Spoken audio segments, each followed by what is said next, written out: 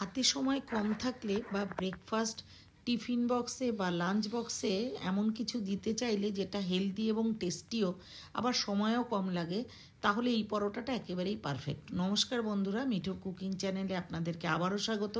চলুন দেখে নিই আমি পরোটাটা কিভাবে বানিয়েছি। হেলথের দিকেও কিন্তু চিন্তা করে বানিয়েছি। তো আমি আটা নিয়েছি, চাইলে আপনারা ময়দাও নিতে পারেন। যেহেতু আটাটা ময়দার তুলনায় হেলদি, ওই জন্য আটাই নিয়েছি। 2 কাপ আটা নিয়েছি আর হাফ কাপ নিয়েছি টক দই। টক দইটা কিন্তু বাজার থেকেই কেনা ছিল, তবে বাড়িতে পাতা টক দই হলে আরও বেশি ভালো হয়।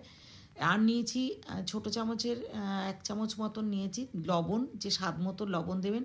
চিনি দিয়েছি অল্প, আর তেল দিয়েছি 5 ml মতন সাদা তেল দিয়ে খুব ভালো করে সমস্ত উপকরণ একসঙ্গে হাত দিয়ে মিশিয়ে নিয়েছি প্রথমে।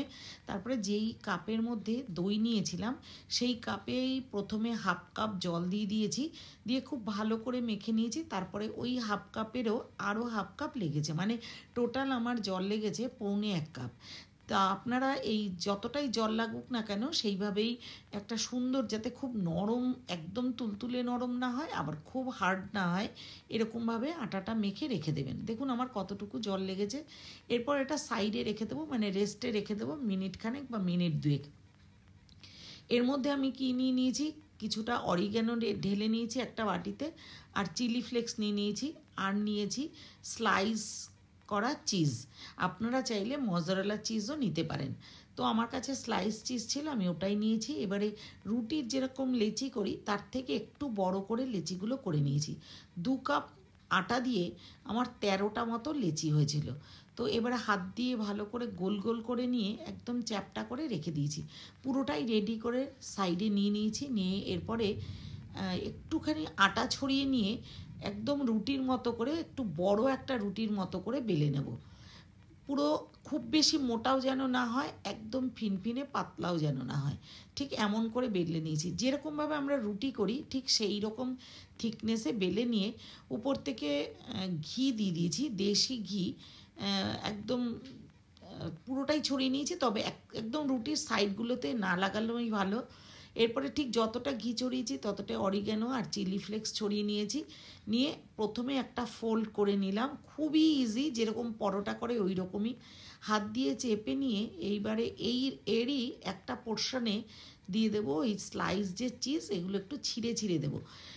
এর জন্যই ছিঁড়ে ছিঁড়ে দেবো যে যেটা চিজটা তো স্কোয়ার আর এটা ট্রায়াঙ্গেল হবে, ওই জন্য যাতে সাইড দিয়ে বেরিয়ে না যায়, ঠিক এইভাবে করেই দেবো বলেই হাত দিয়ে কেটে কেটে মানে ছিঁড়ে ছিঁড়ে নিয়ে দিয়েছি।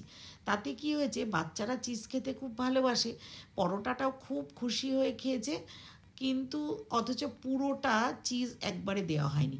চিজটা যে খুব বেশি হেলদি তাও যেমন না, আর বাচ্চাদেরকে মাঝে মাঝে তো এগুলো দিতেই হয় না, তো সেই দিকে চিন্তা করে আমি এইভাবে করে করেছি। দিয়ে তারপরে চিজটা পাতিয়ে দিয়ে তারপরে ভালো করে কোনাগুলো চেপে চেপে, মানে ফোল্ড করে কোনাগুলো চেপে চেপে দিয়ে আলতো হাতে কিন্তু বেলে নিতে হবে।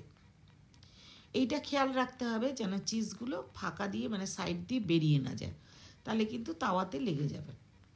এইবার এইভাবে বেলে নিয়ে সাইডে রেখে দিয়েছি। এর মধ্যে চাইলে উপর থেকে আপনারা জোয়ান ছড়িয়েও দিতে পারেন, তাতেও কিন্তু একটা ভালো ফ্লেভার আসবে, প্লাস হজমটাও খুব ভালো হবে।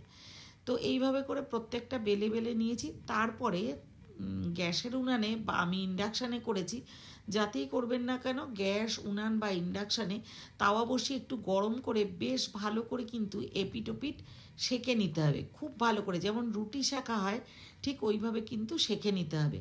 আমি কিন্তু একদম হাই হিটে রাখিনি, মিডিয়াম হিটেই রেখেছি, রেখে খুব ভালো করে সেঁকে নিয়েছি। এরপর চামচে করে একদম অল্প, মানে ছোট চামচের এক টিস্পুন আর কি ঘি নিয়ে 2 পাশে লাগিয়ে নিয়েছি, পরোটার 2 পিঠে লাগিয়ে খুব ভালোভাবে কিন্তু ভাজতে হবে। দেখুন এই সময় হিটটা যেন হাই না থাকে, তাহলে কিন্তু বাইরেটা পুড়ে যাবে আর ভেতরটা কাঁচা থাকবে। তো সেই কারণেই একদম লো টু মিডিয়ামে রেখেই কিন্তু পরোটাগুলো খুব সুন্দর করে সেঁকে নিতে হবে।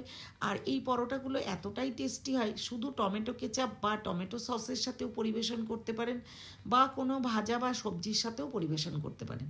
টিফিন বক্সে কিন্তু বাচ্চাদের এইভাবেই দিতে পারেন, একটু সস দিয়ে দিলে খুব খুশি হয়ে খেয়ে নেবে, বা লাঞ্চ বক্সেও যদি দেন এর সাথে কোনো ভাজা বা কোনো একটা সবজি দিলেও দিতে পারেন। তো আমি কিন্তু এইভাবেই দিয়েছিলাম, সসের সাথেই পরিবেশন করেছি, দুর্দান্তভাবে খেয়েছে আর আমারও ভীষণ ভালো লেগেছে খেতে।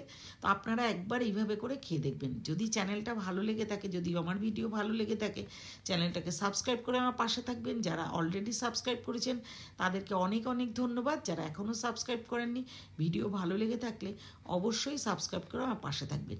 পুরো ভিডিওটা দেখার জন্য অনেক অনেক ধন্যবাদ। ভালো লাগলে লাইক, কমেন্ট, শেয়ার করে পাশে থাকবেন। Thank you.